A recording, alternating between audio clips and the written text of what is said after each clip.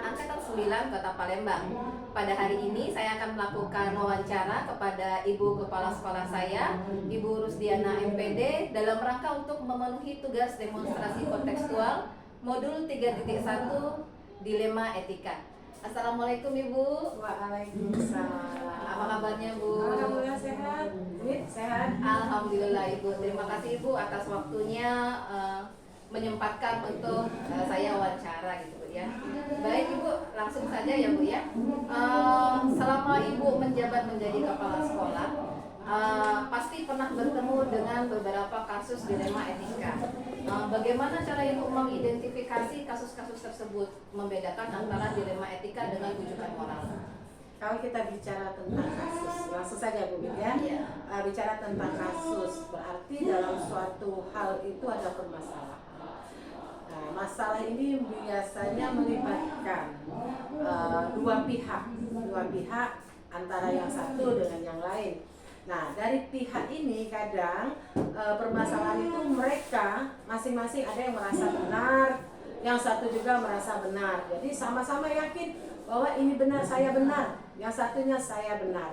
Nah, kalau kita anggap kedua-duanya ini merasa benar, ini yang kita sebut sebagai dilema etika. Nah, tapi kadang ada juga permasalahan atau kasus ini yang satu merasa salah, ya, yang satu merasa benar. Contoh dengan peraturan sekolah.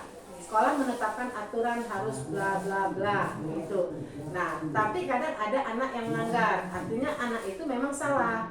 Nah, antara benar dan salah ini itulah yang disebut dengan kita namakan itu bujukan moral seperti itu. Jadi kalau benar-benar itu dilema etika, kalau benar dengan salah itulah yang namanya bujukan moral. Itu menurut pendapat Ibu ya. Oke. Jadi memang kita harus melihat dulu apakah dia itu benar-benar nilainya Bu ya, apakah ya, benar salah gitu. Ya. Baik Ibu. Jadi dalam menjalankan pengambilan keputusan di mana benar ketemu benar itu bagaimana Ibu kalau ketemu kasus ini yang sulit ya. Kalau benar merasa benar biasanya masing-masing punya ego. Punya kalau ngerasa dia benar pasti tidak ada yang mau disalahkan. Nah, sebagai kepala sekolah untuk menyelesaikan masalah ini justru ini sulit, tidak mudah karena kita tidak boleh menyinggung salah satu yang bermasalah tadi, yang bersiteru. Jadi kita harus adil, posisi kita harus di tengah-tengah. Makanya langkah awal yang Ibu lakukan sebagai kepala sekolah kalau menemui permasalahan ini yaitu dengan cara mengidentifikasi dulu. Diidentifikasi dulu masalahnya. Kita cari tahu dulu apa penyebabnya dari satu dengan yang lain. Ya, ada langkah-langkahnya nanti di situ. Ya, jadi kita harus sesuaikan dulu. Jangan sampai keputusan nanti yang kita ambil kalau kita gegabah akan merugikan salah satu pihak. Ini kayaknya nyangkut ke pertanyaan ketiga ya Bu ya, berarti Bu ya. Jadi memang kita kalau ketemu kasus seperti ini tidak bisa langsung Tidak bisa, ada step-stepnya itu. Oke, boleh dibagikan Ibu langkah-langkah seperti apa saja Ibu kalau ketemu dalam keputusan? Jadi ini yang real ya, yang real. Ada dua pihak bermasalah, apakah itu siswa dengan siswa, siswa dengan guru, guru dengan guru, atau bahkan melibatkan orang tua. Jadi salah satu pertama langkah tadi Bu katakan tadi, identifikasi masalah. Nah, untuk mengidentifikasi masalah ini apa penyebabnya, apa yang menjadi hal mereka, apakah ada yang bisa menjadi orang yang melihat peristiwa ini, itu kita identifikasi. Setelah temu baru kita panggil siapa yang terlibat ini, si A, si B. Nah, nanti ada yang melihat, siapa lagi si C, mungkin melibatkan orang luar. Kalau siswa kadang melibatkan orang tua kan. Nah, setelah itu kita panggil, kita tanya dari siapa yang terlibat, baru kita berikan, kita interogasi lah istilahnya. Tapi interogasi itu dengan bukan seperti polisi ya, interogasi kita lakukan pendekatan persuasif, kita tanya yang semua kita tanya. Jadi tidak kita hanya menanya satu orang, tapi semua yang terlibat kita tanya. Kadang kan pendapat masing-masing ini berbeda karena merasa benar semua.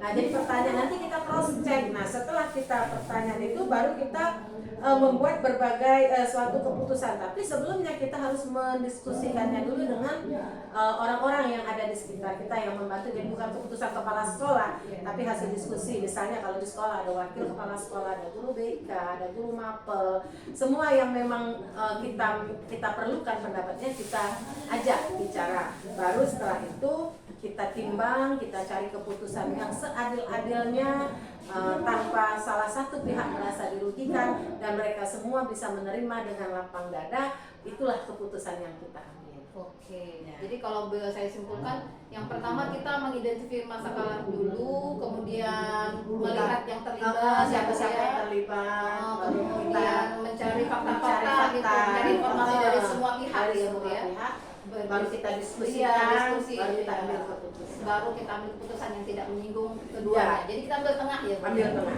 Oke, baik Ibu. Yang berikutnya, hal-hal apa yang efektif yang membantu Ibu dalam mengambil keputusan kalau ketemu kasus ITK dilema ini? Yang tadi ibu uraikan tadi itu, setelah kita analisis, identifikasi, kita analisis kasusnya, kita buat pertanyaan-pertanyaan, terus kita diskusikan, kita buat suatu keputusan dari hasil argumen-argumen tadi, itu adalah hal yang paling efektif karena kita tidak istilahnya mengambil keputusan hanya istilah kata orang tuh tembak lurus ya. Jadi jangan seperti itu. Jadi kita memang harus berusaha menempatkan diri secara adil di tengah-tengah dari yang bermasalah. Jadi harus melewati langkah dulu itu baru efektif Itu ya, yang Bu, paling ya? efektif. Oke. Kemudian pertanyaan yang berikutnya Ibu ya, kalau kita bertemu dengan kasus dilema etika ini, apakah Ibu mempunyai jadwal tertentu gitu dalam penyelesaian, atau misalkan ketemu langsung, ayo kita selesaikan, atau memang memberikan waktu dulu untuk melihat atau menyelesaikan masalahnya Ibu? Nah, kalau mengambil masalah itu kita terlihat dulu kasusnya. Kalau kasusnya ringan ya, bisa kita selesaikan secara langsung. Contoh ya, kasus ringan itu seperti apa Bu? Anak melanggar peraturan, contoh ya. Nah ini kan sudah jelas, ada satu benar ada salah. Sekolah jelas benar, ada aturan. Siswa jelas salah karena melanggar. Nah itu kan bisa kita langsung ambil keputusan. Misalnya anak itu langsung kita panggil, kita nasihati, terus kita berikan arahan, sehingga untuk seterusnya dia tidak melanggar aturan. Itu kan yang yang bisa kita ambil. Atau contoh lain anak main-main tanpa sengaja terjadilah benturan fisik, misal saling tabrak atau saling apa, atau hanya hal sepele yang menyebabkan si anak ribut. Itu kan masalah benar, walaupun mereka sama-sama merasa benar, tapi itu bisa kita ambil keputusan di tempat kalau hal itu bisa diselesaikan secara langsung. Tapi kalau ada hal itu sudah terlalu panjang masalahnya dan melibatkan pihak luar, misal ada siswa bermasalah, ada sentuhan fisik atau bentrokan fisik sehingga membuat anak cedera, terluka, otomatis ada orang tua yang merasa tidak senang, akhirnya dia mungkin mau membawa ke jalur hukum dan segala macam. Ini tidak bisa, ini yang harus kita lakukan langkah-langkah tadi, tidak bisa langsung ada. Jadi kita lihat yang langsung diselesaikan atau yang harus melalui langkah-langkah tadi, kita lihat dulu jenis kasusnya seperti apa. Tergantung jenis kasusnya Ibu ya. Oke. Dalam mengambil keputusan ini ada nggak seseorang yang bisa membantu Ibu atau mungkin faktor-faktor yang bisa membantu Ibu mempermudah mengambil keputusan? Tadi kan di langkah-langkah Ibu katakan diskusi. Berarti Diskusi ada kan ada orang yang ada terlibat. orang yang membantu. Siapa? Siapa aja? Kalau di sekolah orang tua, wali kelas, ada guru. Terus Ibu kan punya wakil kepala sekolah. Guru itu ada khusus guru BK. Terus bila perlu kita orang tua. Nah yang paling penting kalau masalah ini betul-betul sudah sangat terupload, istilah blow up yang dibawa sampai ke media, misalnya sampai tahu kasusnya keluar. Nah ini kita harus berkonsultasi, saya Ibu sebenarnya harus langsung berkonsultasi dengan dinas terkait, dalam hal ini dinas pendidikan Kota Palembang. Di situ kan ada kepala bidang, ada kepala dinas, beliau yang nanti akan mengarahkan. Jadi dalam mengambil keputusan nanti Ibu tidak akan merasa salah lagi karena Ibu sudah ada orang yang lebih tinggi istilahnya dari Ibu yang memang bertanggung jawab di sekolah kita adalah di dinas pendidikan. Jadi kalau memang masih lingkupnya di sekolah, mungkin seluruh yang terlibat ya, wakil, BK, wali kelas gitu. Ya kalau sampai ke orang tua. Kalau memang sudah membutuhkan orang kan ke dinas kita Ibu ya. Iya. Iya, oke. Baik Ibu, sepertinya banyak sekali Ibu sudah menghadapi masalah-masalah yang berkaitan dengan dilema etika Bu ya. Dari selama ini Ibu menemukan kasus ini, pembelajaran apa Ibu yang Ibu bisa ambil dari pengalaman Ibu menjadi kepala sekolah? Luar biasa ya, Ibu tuh kalau sudah menghadapi kasus seperti ini seolah-olah sudah lebih dari polisi ya. harus membuat kebijakan, harus menginterogasi atau apa. Tapi dari pengalaman 7 tahun Ibu menjadi kepala sekolah, dari kasus besar, kasus besar itu semua sudah Ibu alami, baik seteru antara siswa dengan guru, guru dengan guru, guru dengan siswa, atau melibatkan orang tua itu sangat sering, atau pihak luar. Jadi di situ Ibu bisa mengambil hikmah. Berarti segala sesuatu itu kita harus sabar. Harus sabar, karena kalau kita tidak sabar kita akan terpancing emosi. Terus kita harus belajar berempati. Berempati dalam arti mendengarkan. Kalau orang yang sedang berseteru harus kita dengar. Karena mereka kan butuh orang yang ingin mendengar mereka. Kita belajar mendengar. Dari situ kita belajar untuk bijaksana, bersifat adil, bersikap adil antara satu dengan yang lain. Apalagi posisi kita di tengah, tidak boleh memihak. Jadi kita harus bijaksana, sabar, adil, dan yang paling penting itu harus ikhlas. Walaupun ujung-ujungnya kita nanti yang disalahkan, ujungnya nanti kadang imbasnya ke kita.